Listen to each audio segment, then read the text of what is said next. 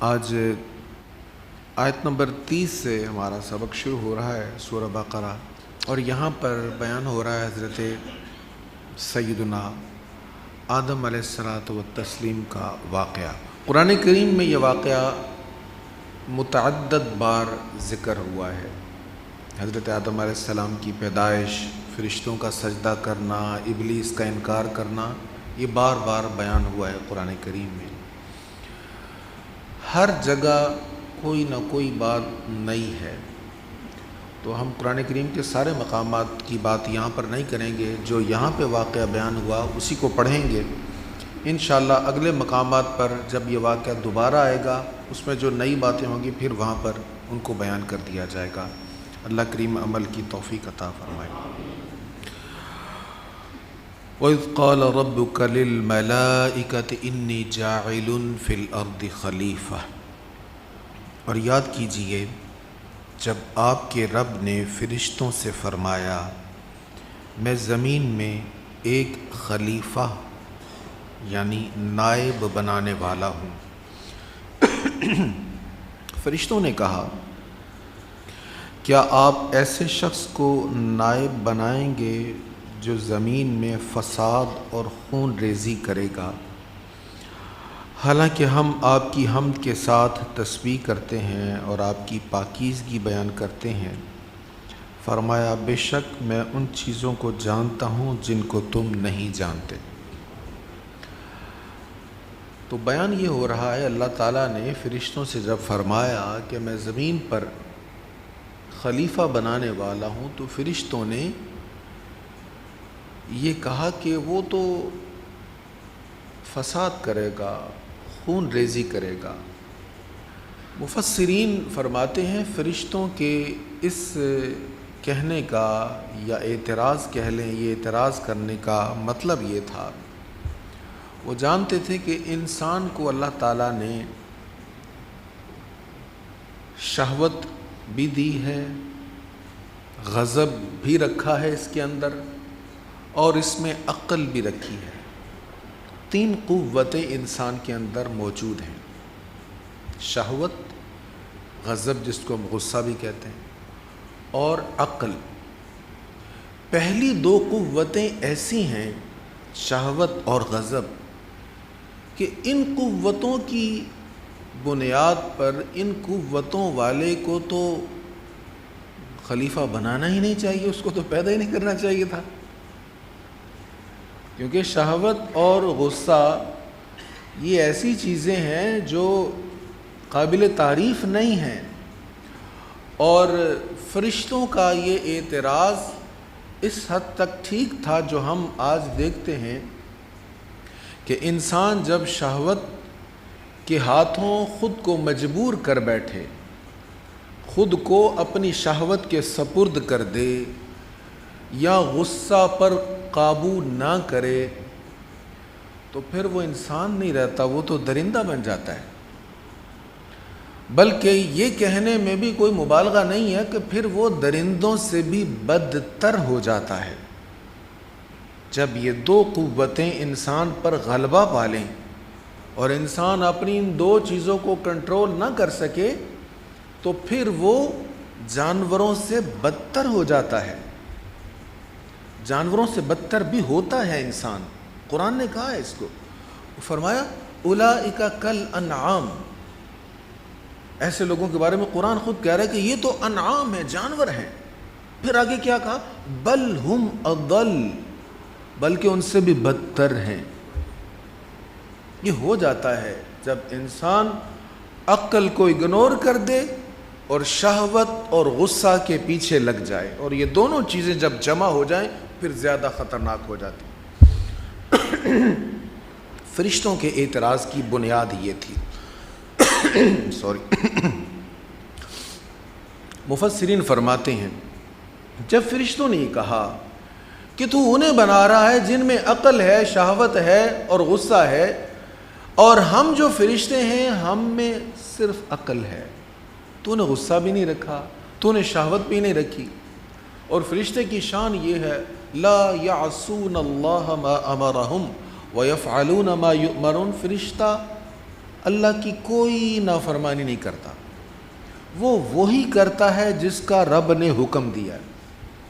تو فرشتوں کے یہ بات کہنے کا مقصد یہ تھا کہ ہم جب تیری فرما برداری کرتے ہیں، نحن نسبح بحمدک ونقدس لک، تیری تسبیح کرتے ہیں، تیری عبادت کرتے ہیں، تیری نافرمانی نہیں کرتے، اس کے باوجود ہمیں چھوڑ کر تو انسان کو جس میں شہوت اور غصہ ہوگا اس کو تو خلیفہ بنا رہا ہے۔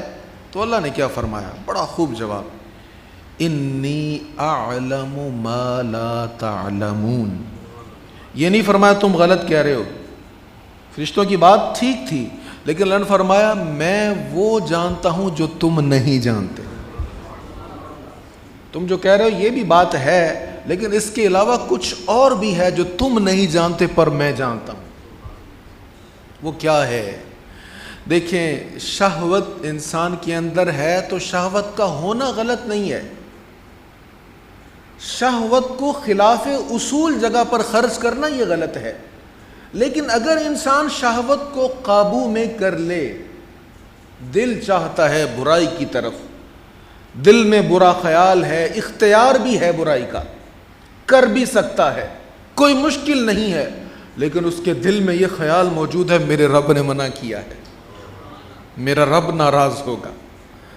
دل چاہتا ہے میں دیکھوں، یہ حرام دیکھوں، برائی کو دیکھوں، پر یاد ہے کہ میرے رب نے کہا ایمان والوں نگاہیں جھکا کر رکھو۔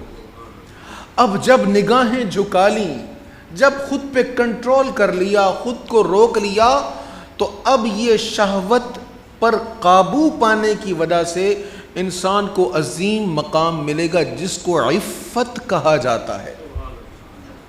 یہ شہوت ایک خوبصورت وصف میں کنورٹ ہو جائے گی، تبدیل ہو جائے گی، اور اسے کہا جاتا ہے عفت۔ اور عفت کا حامل وہی شخص ہو سکتا ہے جس میں شہوت آئے گی۔ جس میں شہوت آئی ہی نہیں، اس نے کیا کنٹرول کیا خود پر؟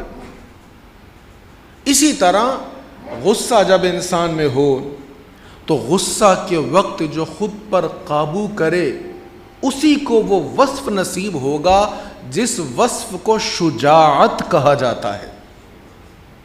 محبوب کریم علیہ الصلاۃ والتسلیم آپ نے فرمایا تمہیں پتہ ہے بہادر کون ہے؟ بلکہ اس کا ہماری زبان میں سادہ ترجمہ اگر کریں حدیث کے اس لفظ کا تو حضور نے فرمایا تم جانتے ہو پہلوان کون ہے؟ جی یا رسول اللہ جو بڑا طاقتور ہو، جو دوسروں کو پچھاڑ کے رکھ دے، ہرا دے۔ فرمایا نہیں، پہلوان وہ ہے جو غصہ پر قابو کر لے۔ دوسروں پر قابو کرنا بڑا آسان ہے، خود پر قابو مشکل ہے۔ دوسروں سے جیت جانا آسان ہے، خود سے جیتنا مشکل ہے۔ بڑے لوگ، بڑے بڑے بہادر، بڑے بڑے سورما، کوئی سامنے ٹکتا نہیں ہے اور ہر کسی کو ہرا دیا، لیکن جب باری اپنے اندر کی آئی تو خود ہار گئے۔ وہ بابا بلے شاہ نے جو کہا تھا نا، وہ ہمارے ہاں تو بس بزرگوں کے کلام کے ساتھ بڑا مذاق اڑایا جاتا ہے اور اس کو پتہ نہیں کیسے کیسے لوگ پڑھتے۔ انہوں نے اسی طرف اشارہ کیا تھا، وہ جو کہا تھا بکل دے وچ چور۔ وہ بکل میں چادر جب لپیٹی جائے، اس کو ہم پنجابی میں بکل کہتے ہیں، اندر کیا چھپا ہوا وہ نظر تو نہیں آ رہا۔ وہ کہہ رہے انسان تیرے جسم کے اندر چور ہے، سب سے بڑا تیرا نفس، یہی تجھے غصے کی طرف ابھارتا ہے، یہی تجھے شہوت کی طرف ابھارتا ہے۔ تو جس نے اپنی شہوت کو قابو میں کر لیا، جس نے اپنے غصہ کو قابو میں کر لیا، وہی کامیاب انسان ہے۔ اور پھر یہاں پر یہ یاد رہے کہ جب انسان اپنی خواہشات کو کنٹرول میں لے آتا ہے، اسلام ایسا مذہب نہیں ہے جو آپ کو کہے کہ خواہش کی بالکل رعایت ہی نہ کرو۔ اسلام میں وہ رہبانیت نہیں ہے کہ آپ شادی ہی نہ کریں، زندگی بھر آپ شادی نہ کریں، ایسا تصور نہیں ہے۔ اسلام میں یہ بھی تصور نہیں ہے کہ آپ رات بھر سو ہی نہیں سکتے۔ اسلام میں یہ بھی تصور نہیں ہے کہ آپ لذیذ چیزوں کو کھا نہیں سکتے، بلکہ اسلام دین فطرت ہے۔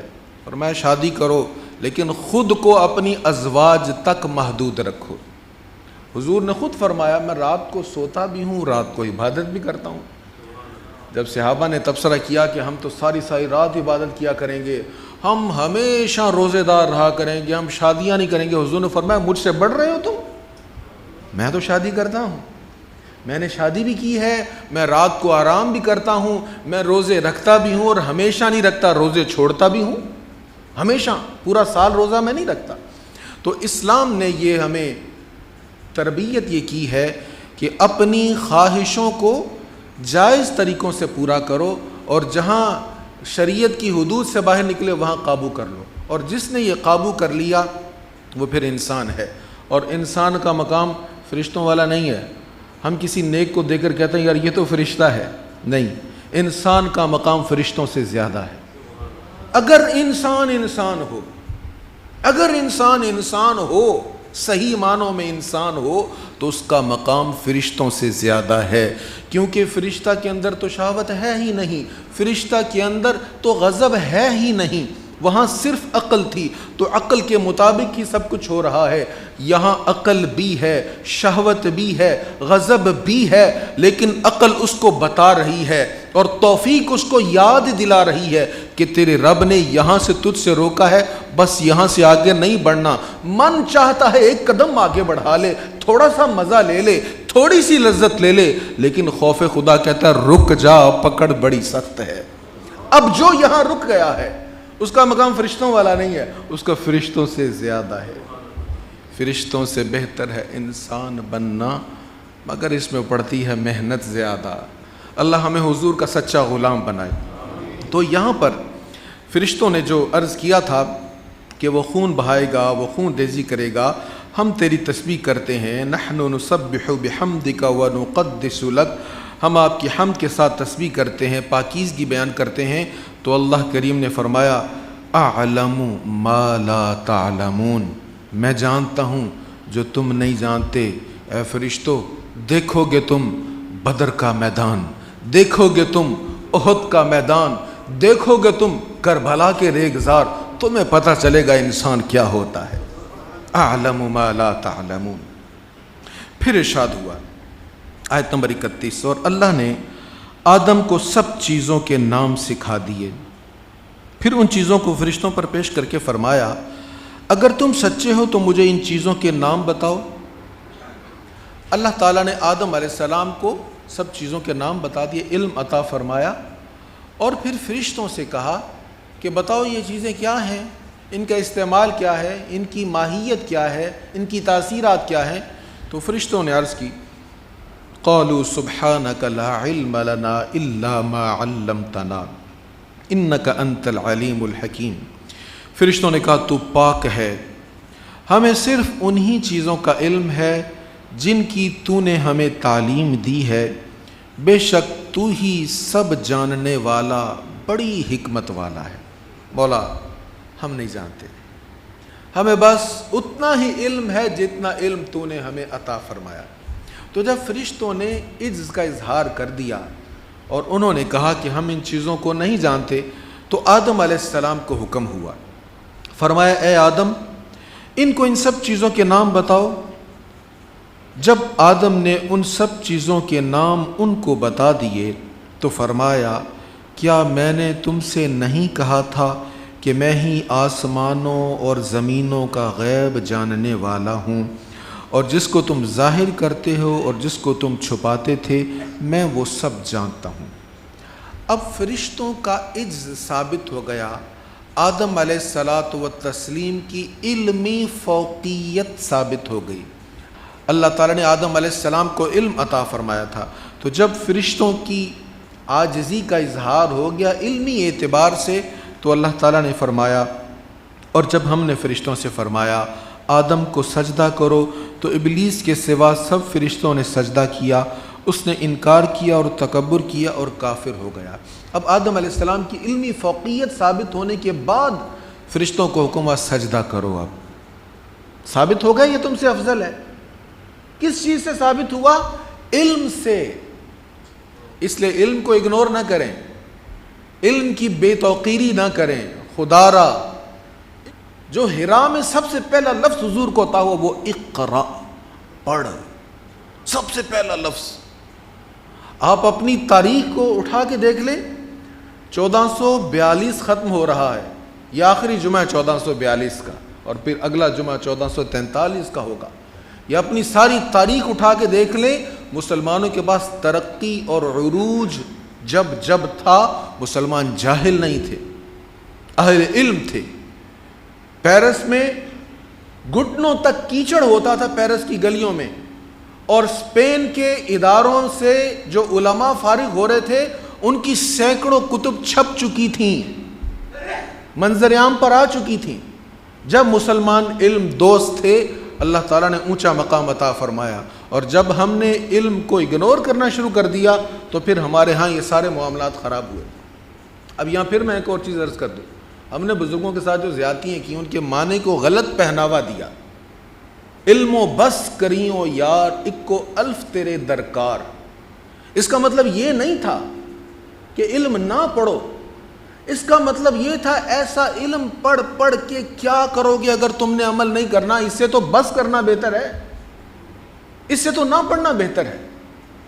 عمل ضرور کرو، اس میں جلالت اللہ کا ایک الف سمجھ لو کہ وہ واحد ہے، اسی کو مان لو۔ بہت زیادہ علم جس پر عمل نہیں کرنا اس سے بہتر یہ ایک الف ہے، تو بات کچھ اور کہی جاتی ہے، اس کا معنی کچھ اور دے دیا جاتا ہے۔ تو علم دوست بن جائیں، اللہ تعالی ہمیں علم حاصل کرنے کی توفیق عطا فرمائے۔ جب علم دوست بنیں گے انشاءاللہ ترقی ہوگی۔ میرے حضور صلی اللہ تعالیٰ علیہ وآلہ وسلم نے بار بار تلقین فرمائی علم کے ساتھ، علم سیکھو، علم حاصل کرو، چاہے تمہیں چین جانا پڑے۔ چین عربوں کے ہاں ایسے تھا جیسے ہم کہتے ہیں نا قوقاف، جہاں کوئی جا نہیں سکتا، ہمارے ہاں ایک تصور ہے، جائے تو وہاں بھی جا سکتا ہے، لیکن جیسے ہمارے ہاں ایک ایسا علاقہ جہاں جانا ممکن نہیں ہے، ایسے ہی عربوں کے ہاں چین کا علاقہ سمجھا جاتا تھا، سین۔ تو حضور نے فرمایا چین جاؤ، علم حاصل کرو، چاہے تمہیں اس کے لیے چین تک جانا پڑے۔ مسلمان مرد اور عورت پر علم کا حصول فرض ہے، اور علم سے مراد سارے علوم لیے جا سکتے ہیں، لیکن حقیقی علم وہی ہے جو اللہ اور اس کے رسول نے ہمیں عطا فرمایا۔ قرآن و سنت کو چھوڑ کر جتنے مرضی علوم حاصل کر رہے ہیں وہ جب سب فروعات ہیں، اور ان کی جب تک بنیاد قرآن و حدیث نہیں ہوگی ان علوم کا صحیح فائدہ حاصل نہیں ہوگا۔ تو اللہ تعالیٰ نے حضرت آدم علیہ الصلاۃ والتسلیم کو سجدہ کرنے کا حکم جب فرمایا تو تمام فرشتوں نے سجدہ کیا۔ اب یہ سجدہ کیا تھا؟ یہ سجدہ ان کی تعظیم کے لیے تھا، یہ ان کی عبادت کے لیے سجدہ نہیں تھا۔ عبادت کے لیے سجدہ صرف اللہ تعالیٰ کی ذات کو ہو سکتا ہے، تعظیم کے لیے سجدہ پہلے جائز تھا۔ قرآن کریم میں حضرت آدم علیہ السلام کے سجدہ کا ذکر ہے، اسی طرح جناب یوسف علیہ السلام کو بھائیوں نے سجدہ کیا، اس کا بھی ذکر سورہ یوسف میں ہم پڑھیں گے۔ تو یہ سجدہ تعظیم کے لیے تھا، اب یہ بھی جائز نہیں ہے۔ شریعت محمدی میں کسی بھی قسم کا سجدہ اللہ کے سوا کسی اور کے لیے جائز نہیں ہے۔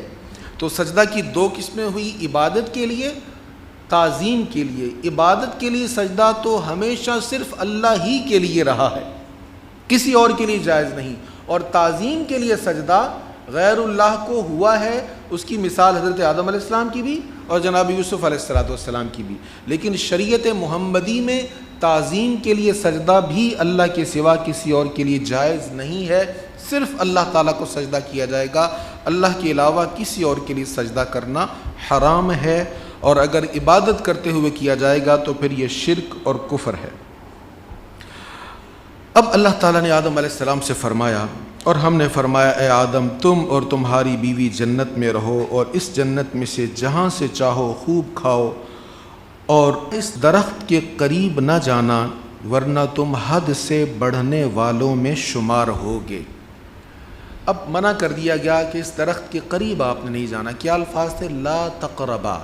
قرب کا لفظ ہمارے اردو میں بھی استعمال ہوتا ہے، بلکہ قریب کا روٹ جو ہے مادہ ہے، وہ قریب کا جو روٹ ہے وہ قوف را با ہی ہے، قرب، اسی سے قریب بنا۔ تو فرمایا اس درخت کے قریب نہیں جانا۔ تو الفاظ آپ نے سنی، لا تقربا، اس کے قریب نہیں جانا۔